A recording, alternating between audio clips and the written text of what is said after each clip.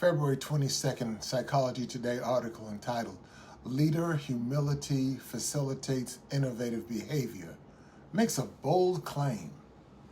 Humble leaders create more innovative teams.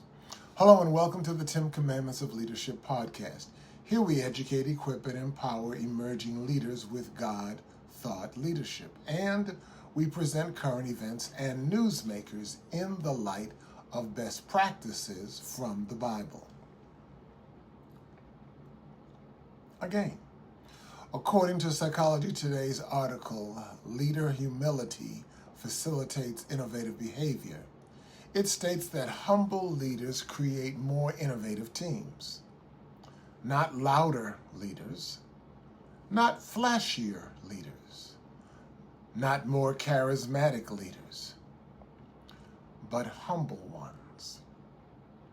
The research shows that when leaders openly admit limitations, invite feedback, and genuinely value their team's strengths, two things ignite inside their employees: felt responsibility for constructive change and work meaningfulness.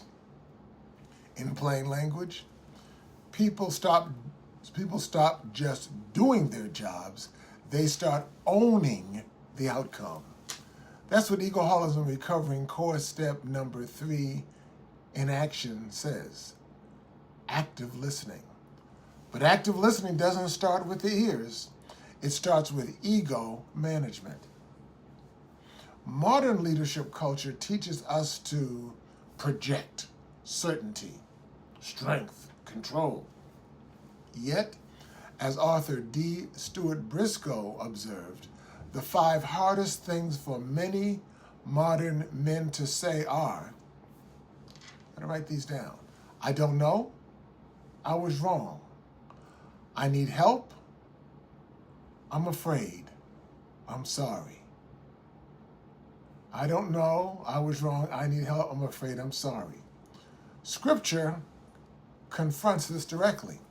When Moses told God he didn't have answers, God asked, Moses, what is that in thine hand? Exodus 4:2.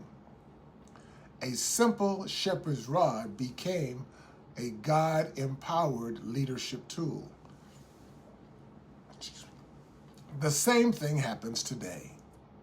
When leaders admit they don't have all the answers and then intentionally invite their silver medal leaders' subject matter expertise, chemistry begins. Ownership awakens. Solutions emerge. Which reminds me of one of my favorite listening stories. When Barbara Bush was campaigning alongside her husband, George Bush, she chose literacy as her signal cause, despite not knowing almost anything about it. At one stop in Wisconsin, she was introduced to 45 literary experts who were eager to hear her speak. Instead, she asked a question.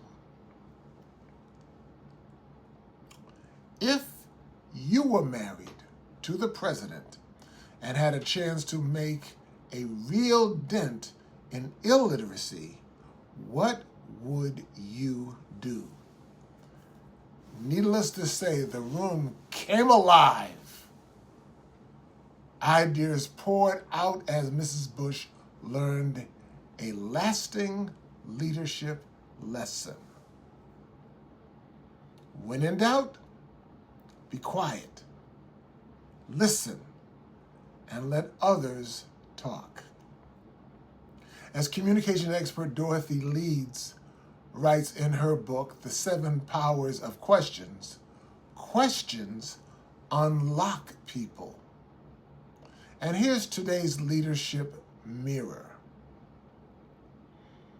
Are your people responsible merely for execution or for improvement? Humility doesn't lower authority, it multiplies impact. Innovation begins when leaders make space for others to shine. Thank you for joining us today for the 10 Commandments of Leadership podcast. We'll look to see you tomorrow. Bye-bye.